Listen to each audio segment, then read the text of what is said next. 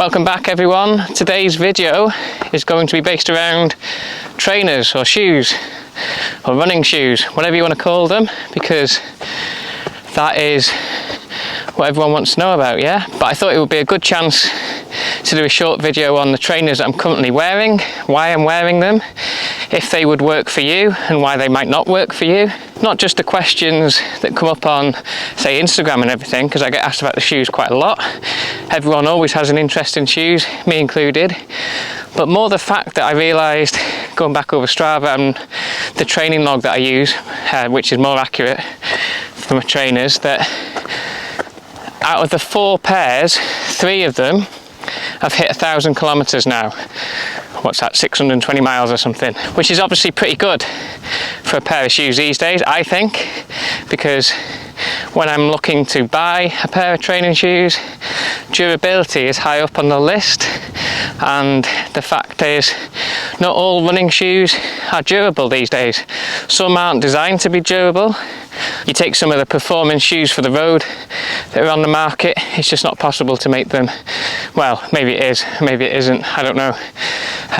But at the moment, there doesn't seem to be a performance shoe for the road that will last more than, what, a couple hundred miles?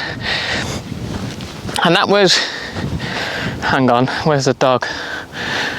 Fergie's a bit deaf. Well, I say a bit deaf. She's completely deaf. Look, she's there looking for me. So it used to be that I could just give her a shout and she would come. But now I have to keep my eye on her, because if she goes wandering down the hill, she starts going and I can't shout her back. I have to run down after her. But yeah, anyway. Where is she? There you go. Sidetracked by the hound, that's alright, I know you all love the dog, especially Fergie. So back to the shoes, what I was saying is that I think trail shoes were kind of following that trend as well. There was lots of lighter, faster trail shoes, but whether they were being marketed wrong or we were interpreting the marketing wrong and kind of wearing them on the wrong surfaces, or sometimes just simply the simple fact was that they were not made as robust or as durable as they were in the past. So yeah, I remember starting out into trail running, pushing nearly 15 years ago now, which is a bit scary, but I had an old pair of Adidas, I think it was.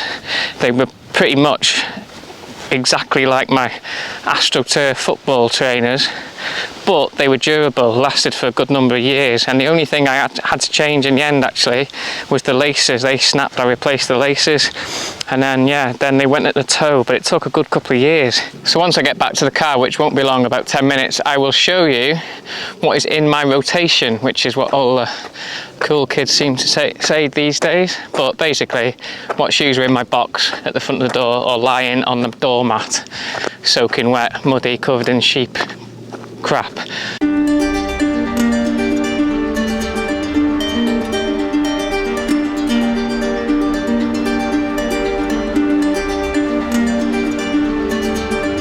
Right, we've finished our run, haven't we, Ferg? So let's get into it. With the trainers, I've got them all in the boot. These are the Nike Pegasus Trail. These are Gore-Tex, and I found these, well, I stumbled across these by accident almost.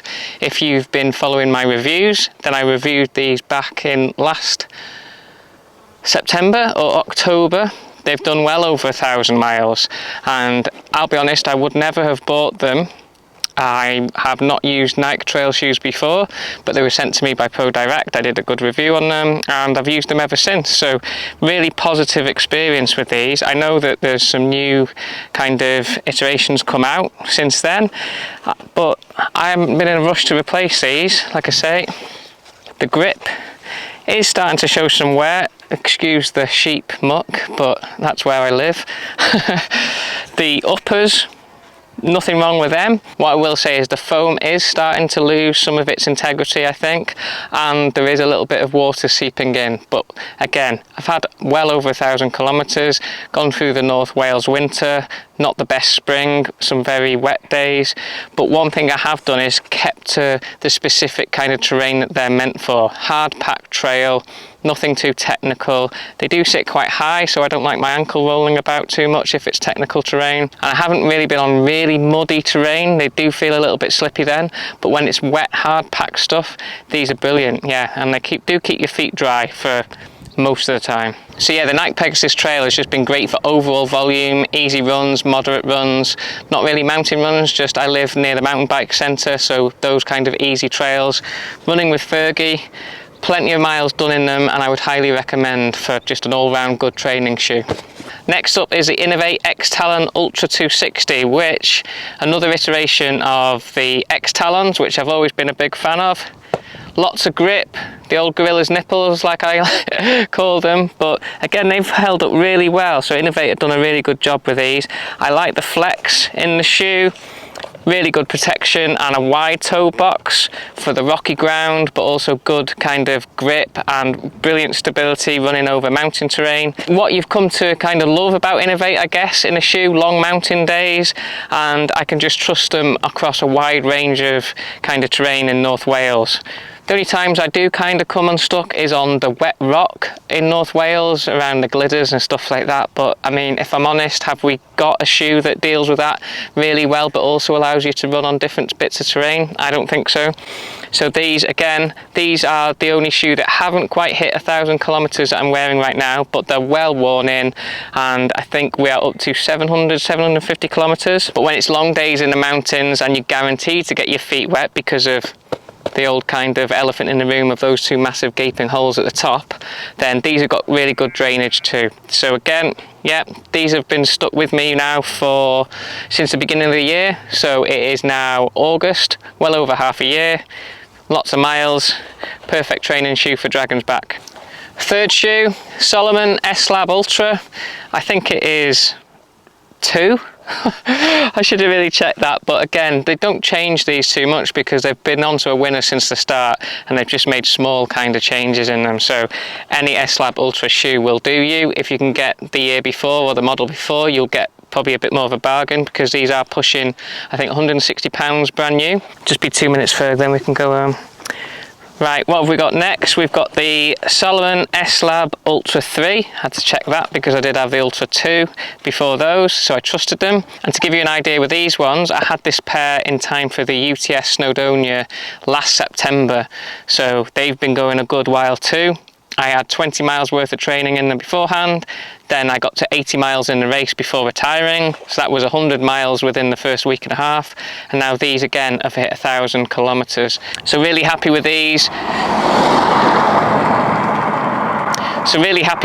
What I will say is the tread is starting to wear down a little bit now, so I haven't got as much grip, but these will still do me for a long time already. The uppers seem pretty durable. There's nothing wrong with these at all, and these have been in some kind of really long days. I've worn them at the Highland Fling race, I wore them at a mountain marathon in the Brecon Beacons, I have worn them in big days in Snowdonia training up to the Dragon's Back right now. I wear them on days where it's not too wet, but again they do handle the wet weather, but maybe on the grass they're a little bit slidey, but on wet rock they're brilliant. And I love stuff like just the sock liner here and the fact that there's a wider toe box compared to a lot of Salomons. Yeah, just a really good shoe, built for the mountains, built for ultras, really comfortable and varied terrain. Last shoe that I will show you is a pair of the Adidas Adizero Adios 6, which I originally got for my marathon training at the beginning of the year. That didn't really work out too much, but I found them to be a fantastic shoe, especially where I live, for some quicker sessions, some fartlek sessions, which I still try to do. So yeah, they're really high mileage too. I've had them since last December, and I found them to be perfect for quicker sessions. There's no carbon in them, but they come at the bargain price of around £70. I've had some people I coach pick them up for £50 in the sale.